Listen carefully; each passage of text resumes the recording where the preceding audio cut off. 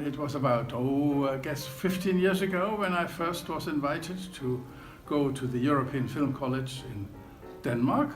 And Jim was already the teacher there for script writing, and that's how we met. And then later on, when I started teaching at the film school, we got closer, and we have very much the same ideas about lots of things, and we became friends. I had this crazy idea that it would be fun to do some workshops off campus, because we got along so well on campus. I thought it'd be fun to do it with Yen. And I contacted some writers group basically in Portugal. And I came up with this idea to call it Screenwriting in Paradise.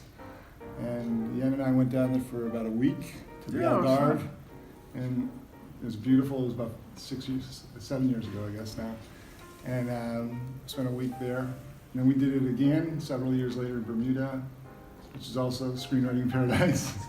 So, and yeah, we hope to continue with that. So we've done a couple of these workshops.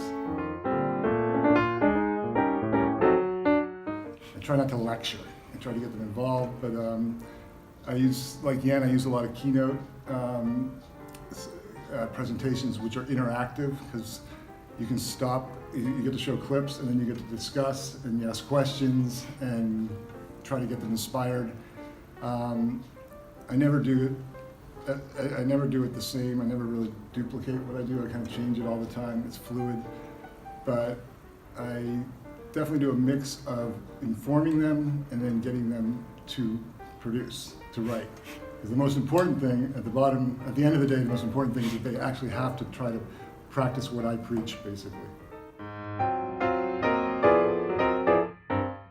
And the script is I would not say everything, but you don't have a film without the script. So it's by far, well, in a way, it is everything to begin with, because it's one person alone in a room writing. You know, as I was saying yesterday in a workshop, you're God when you're writing it, but the script is the story, and you know, every other element, all those, you know, eventually even hundreds of people, obviously a feature film that are connected with this wonderful team creating this hopefully wonderful product, it all still boils down to one thing originally, which is that script. So of course it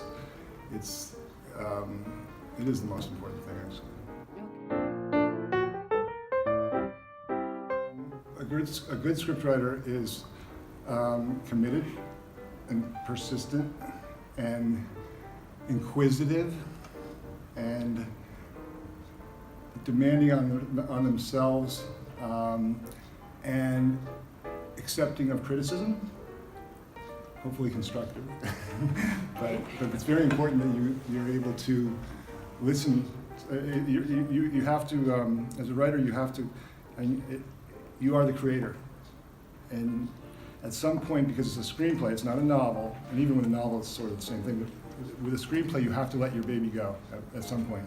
You have to hand it over to a team of other people, and even if you're not a director, then to a director as well, who can then, you know, recreate your baby, so to speak. So you have to be prepared for that. But also, and that's why I say it's good to be accepting of criticism, I think. But the main thing is to be persistent and consistent. I would suggest to take some school, some books, and read some books to get the basics, and then just dive into it. Just start writing. And as I say, that's a hobby, because don't expect to make any money early on. So, but it's a great hobby. Just like reading is a great hobby, but writing is a wonderful hobby. But it can be, of course, very lucrative if it becomes a profession. But it's rewarding regardless. Every time you write the two ultimate words in screenwriting, which are the end, it feels really good.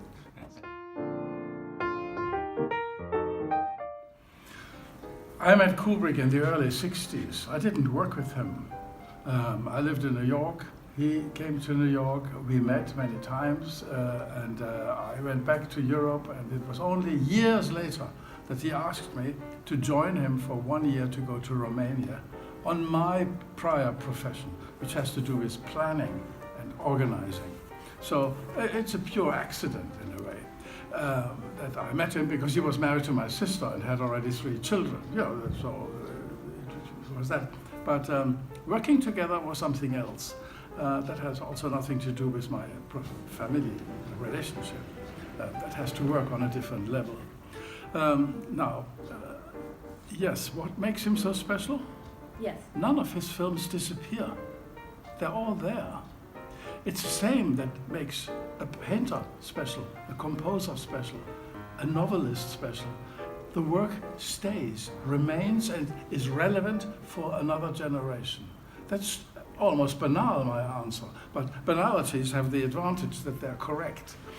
So that makes Kubrick special, like other artists that live for a long time.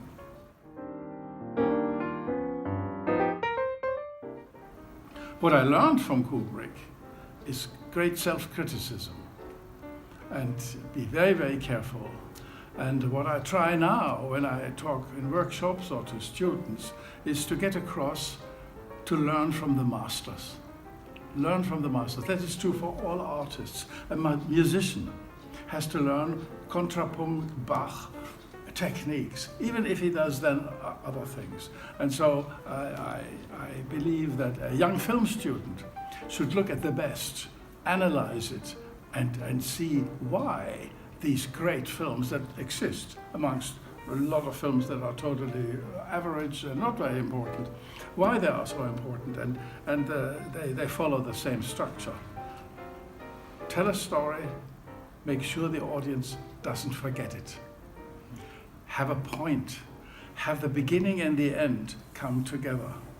Don't waffle, but really concentrate on what you want to get across. Now, in certain cases, the topic can be complex.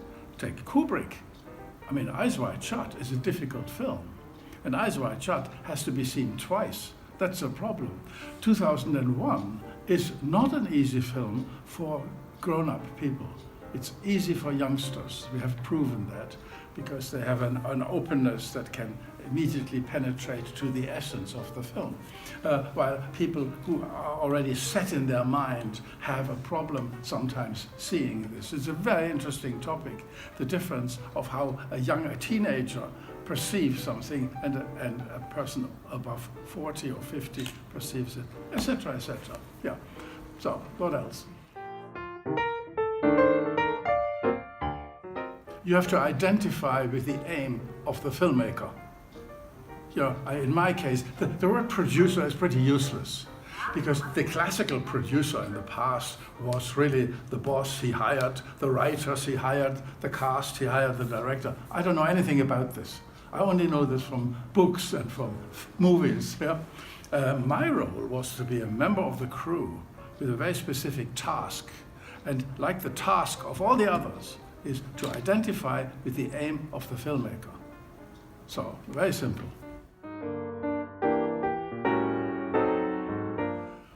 Most memorable is when you succeed in doing something that's difficult. Let's say getting the 3 tanks for Full Metal Jacket. That was fun. Because the relationship to the American military was broken totally after Dr. Strangelove. So there was no chance to get their help. We needed, however, Vietnamese American tanks for Full Metal Jacket. We found 3 in Belgium. Well, so I had to go to Antwerp and talk to the right officer and blah, blah, blah. It was not easy. And I knew they had 3 of these tanks. They were totally useless by now. Nobody, it was scrap metal, basically. And so I suggested that maybe the Belgian army could hire out these 3 tanks for us to shoot Full Metal Jacket in England. And very nice man, and he said, look, I mean, the Belgian army may be flexible, but I mean, hiring out tanks is just not in our books. We don't hire out tanks, period. So, and we talked back and forth, and how we doing that? And finally, to make a long story short, he said, look, just bring them back. Yeah, that was very satisfying, yeah? And then, okay, then the rest is easy. You have to book transport, and you have to have the police to come with you. It can only be done at night with a yellow light and I don't know what, to go and bring these monsters to Zeebrugge to go on a ferry. Yeah, that was a good experience. We then had a little snack and the Dartford Tunnel in London, because the Dartford Tunnel authorities do not allow heavy weapons to be transported through the tunnel. And it took about 24 hours to convince them, heavy, yes, heavy. Weapon, no. But anyway, it worked. We then had local experts to look at how to. I have no idea about tanks, right? How to make the whole thing work. And if you look at Full Metal Jacket, you see these 3 tanks all the time. In relevant scenes, we squeezed it like a lemon. Yeah, again and again and again. We also, Kubrick was incredibly skillful in doing a lot with little. We had 1 flying helicopter and these 3 tanks. We had 50 palm trees, which we got from Spain, and a lot of shrubs, which we bought from Taiwan. They were all plastic, and that was it. But the film is not about doing genuinely Vietnam. The film is about the abuse of young men, and Kubrick got that across extremely well. It's a superb film, and I can highly recommend it. Most of his films are really relevant for a long time. You can go back to Path of Glory. It has not been surpassed. Do you know the film? Yes, sure. It's an incredible film. So that's Lolita, absolutely fabulous film. 2001, of course, is absolutely unsurpassed. It's a milestone in the history of the film industry and of the technique. But much more important, the story itself is still exactly as relevant as it always was, because we are still totally clueless about the universe. We know physically things, but not the essence. We don't know about the philosophy behind everything that exists, because we are too limited in our understanding. And that's what Stanley wanted to get across. And that's what young people understand very, very well. It has nothing to do with religion. It is much more respectful than that, because it's a bow to the unknowable. They're all walking miracles, and somehow that comes across also in Stanley's film.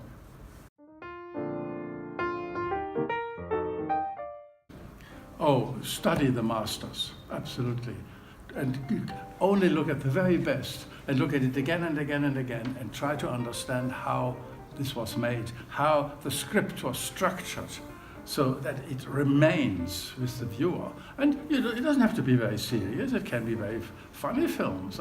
Look at how brilliant Casablanca, for example, is structured, and nobody forgets it. And Woody Allen then refers to Casablanca in a comedy that he made. So good, well-structured films should be seen and analyzed by film students. That's my recommendation. Read the best, watch the best, and don't waste your time. I thought the people were terrific. I think that the young film community is very driven, and it sounds like they're very excited about creating and expanding on the industry itself here. It seems like there's a lot of potential, and I think it's always, I don't want to say exotic, but it's coming from America. Europe is always interesting. So, and then what's interesting about Europe is there's so many different nationalities basically, and so it's always to get a new contribution. It's exciting, and so I hope that we do get more people like Egla creating feature films, or maybe serious series like a Netflix or HBO series in the future, because it's applicable. Every generation has great artists. There's no doubt about it. Not many, but they're all there. You have a broad base, and for me, it is most enjoyable to work and meet young people, not knowing what's going to happen with them. But you know, all I can do is try to contribute something that I have learned, spotting gaps. For example, one of my specialties is music, yeah, because that's what I did on the side all my life. And when I meet all these young people here yesterday, they're not really different from other young people in any other country.